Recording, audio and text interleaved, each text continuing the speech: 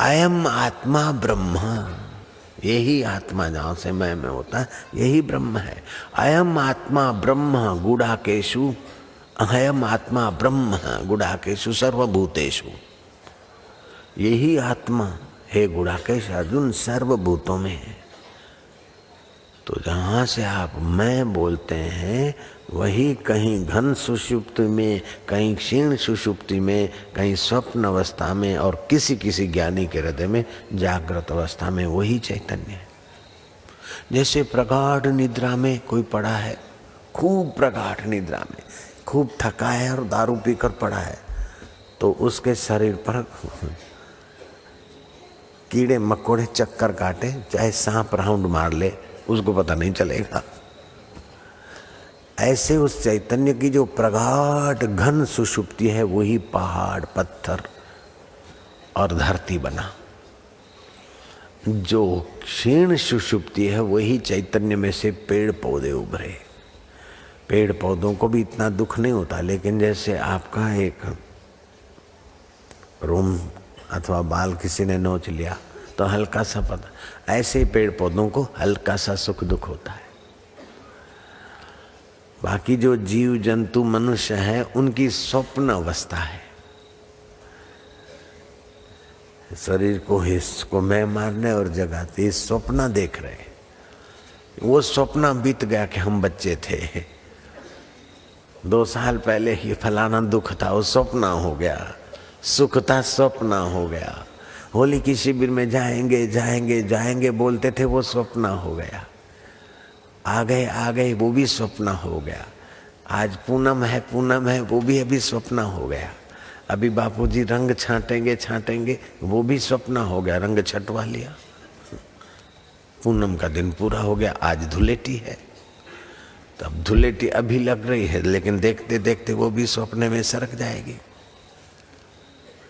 ऐसे ही मेरी शादी होगी, बापूजी ने मंगनी करा दी है, पंचेड़ में शादी होगी, कैसे करे क्या करे बापूजी। मैं कहा छोड़ दे, लेकिन वो अब सपना हो गया। पेड़ के नीचे वेदी पड़ ली, वो सपना हो गया। किसी होटल में करते हैं 5 स्टार में, तभी भी सपना हो जाता। अब सपने को याद करके कोई दुखी हो गए, कोई मजा लेके, हाँ हमने तो 5 स्टार में होटल में शादी कराई। कोई बोले कि अरे हम तो गरीबी ढंग से हमारी शादी हुई। कोई बोले नहीं हमने तो सात्विक शादी की। तो सपने में जिसकी जैसी भावना जैसी कल्पना है वैसा सुख दुख बन जाता है उसका। लेकिन जो जाग जाए कि ये सब मन की कल्पना है कि अच्छा हुआ, ये बुरा हुआ, हमने ऐसा किया, ऐसा था, ऐसा हुआ, ऐसा हो रहा है, लेकिन ये सब स्वप्न है। इसको देखने वाला सच्चिदानंद अपना है, ऐसा ज्ञान हो जाए, उसमें टिकने का अभ्यास हो जाए तो पार हो जाएगा। टिकने के अभ्यास में ध्यान नहीं देते, इसीलिए गुरुओं को मेहनत बहुत करनी पड़ती है और अपना समय बहुत जाता है। टिकने के लिए अगर दृढ़ हो जाए तो कोई ज्यादा समय नहीं लगे। इसमें सजगता चाहिए। सजाग, दुख आया तो सजाग, क्रोध आ गया तो सजाग।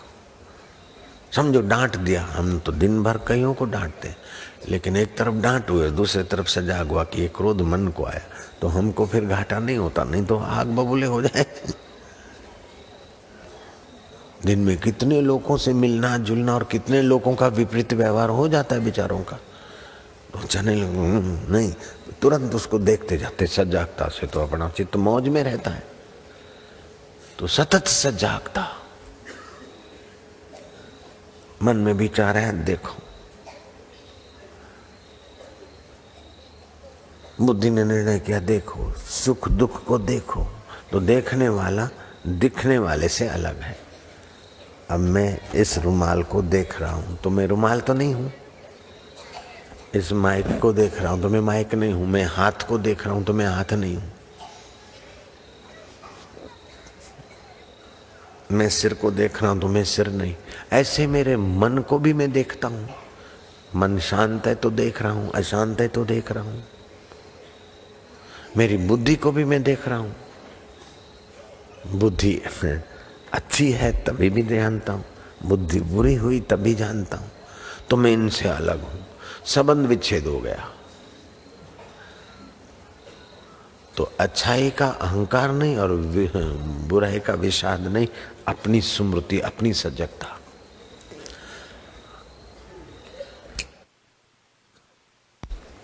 तो जैसे विस्मृति, अपनी विस्मृति और देह अभिमान और विकारी सुख भोगने की पुरानी आदत है, ऐसे अपना सच्चा सुख में विश्राम करने का और सजगता का अभ्यास इतना चाहिए। जितना गैर रास्ते, गलत रास्ते गाड़ी चली गई, उतना ही वापस आना पड़ेगा ना। अब कोई ही 3 किलोमीटर की स्पीड से आए तो उसे उतना समय लगेगा, और कोई 30 किलोमीटर की स्पीड से आए तो 10वां ऐसा समय लगेगा, और कोई 300 किलोमीटर की स्पीड से वापस आए तो और जल्दी आ जाएगा। लेकिन आना पड़ेगा, ये बात पक्की है। वो अपने परमात्मा स्वभाव में, अपने ईश्वरीय सुख में आना पड़ेगा, नहीं तो भटकता रहेगा।